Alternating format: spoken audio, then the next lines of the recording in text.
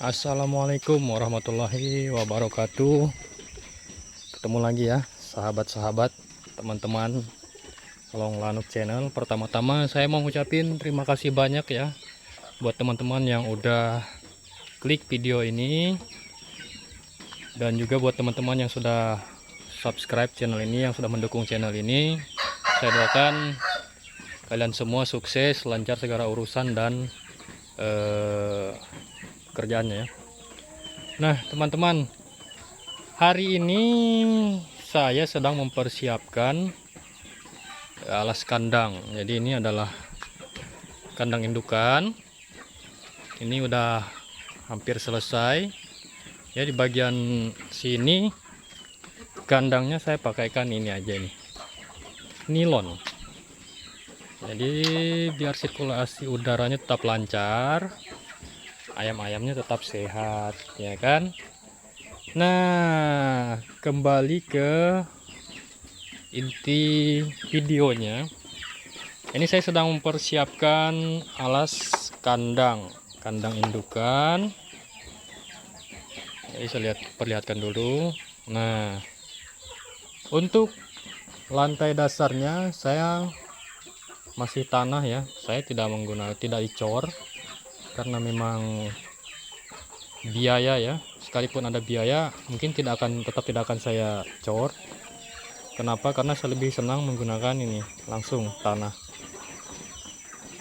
Dan ini saya pengen fokus untuk mempersiapkan sekam. Nah, yang saya akan bagikan ini ada tips dan triknya yang biasa saya gunakan di kandang saya. Ini sebelum ada kandang ini, saya di bawah kolong rumah. Di bawah kolong rumah itu juga saya buat seperti ini, tanah. Tetapi ada bahan-bahan tambahannya.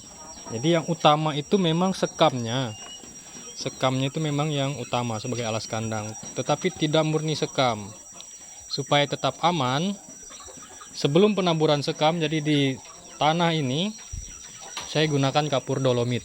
Coba kita jalan-jalan dulu. Saya menggunakan kapur dolomit yang bertujuan, ntar dulu, ini kapurnya ya, biar teman-teman tahu. Kapur dolomit itu adalah kapur pertanian. Ini kandangnya masih berserakan ya. Jadi tujuannya menggunakan kapur dolomit adalah banyak sih manfaatnya kapur dolomit. Mungkin teman-teman akan lebih paham kalau browsing sendiri. Untuk menetralisirkan pH. Kemudian yang berikutnya adalah untuk mengaktifkan enzim-enzim yang ada di dalam tanah itu sendiri.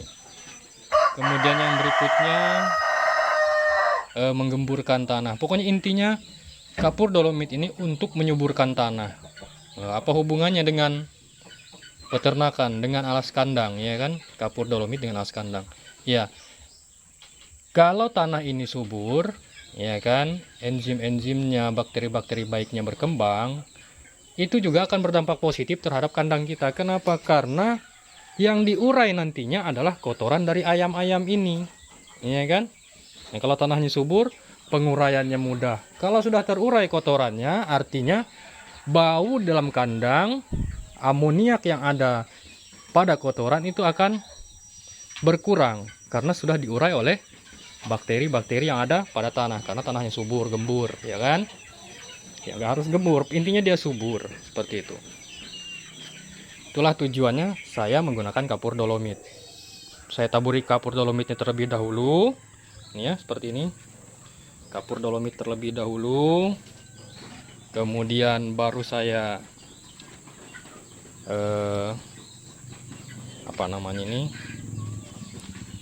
lapisi sekam di atasnya. Nah, ini sekam setebal berapa ini? Kurang lebih 15 cm. Seperti ini. Nah, satu papan lebar ini kurang lebih 15 cm. Ya kan, jadi semakin tebal semakin bagus. Kemudian selain itu, ini sebenarnya hanya 3 saja. Sekam, kapur dolomit sudah. Yang berikutnya adalah antiseptik. Mohon maaf, desinfektan. Jadi saya menggunakan desinfektan, ada antisep, ada rodalon, itu yang ada di kandang saya. Saya menggunakan antisep. Setelah saya taburi kapur dolomit, saya semprot antisep di semua sisi kandang. Kemudian setelah sekam ditaburin saya siramkan atau saya semprotkan lagi antisep atau desinfektannya. Apa tujuannya? Untuk mensterilkan sekam. Jadi kita hanya bisa meminimalisir untuk bibit-bibit penyakit, ya kan? Karena ya di tempat penggilingan kita nggak tahu apakah di sana ada bibit penyakit yang siap berkembang. Jadi sudah datang kandang kita harus kita sterilkan.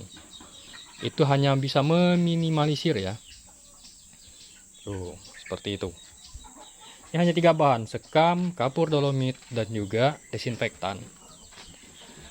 Jadi ada fungsinya masing-masing. Kapur dolomit seperti yang saya jelaskan tadi untuk memperbaiki unsur hara tanah lah. Seperti itu, agar memudah dalam penguraian. Karena nanti kan ini akan penuh dengan kotoran. Nah, kotoran itu kalau tanahnya subur akan diurai oleh bakteri yang ada pada tanah. Kalau sudah diurai, ya otomatis bau tidak akan begitu menyengat, bau kotoran. Amoniak juga tidak akan naik karena nggak ada bau. Nah, ya kan? Seperti ini. Harapannya ayam tetap sehat seperti itu. Jadi kalau hanya sekam saja bisa. Cuman saya belum pernah coba karena dari awal saya sudah menggunakan ini. Ya, jadi saya sudah pelajari. Ternyata ini memang cukup ampuh, bisa berjalan dengan baik. Ya, seperti ini. Kalau teman-teman mau cobain boleh. Kenapa menggunakan sekam? Ya karena memang itu yang mudah kita dapatkan, itu yang lebih murah. Ya kan? Dan juga pengerjaannya mudah karena materialnya ringan. Lebih ringan. Kalau pasir mungkin atau serbuk gergaji, saya pasir mahal kalau di sini. Serbuk gergaji juga sekarang agak sulit ya, serbuk kayu. Nah, seperti itu. Jadi ya alhamdulillah seperti ini. Ayamnya sehat-sehat, terus lantainya atau alasnya tetap kering.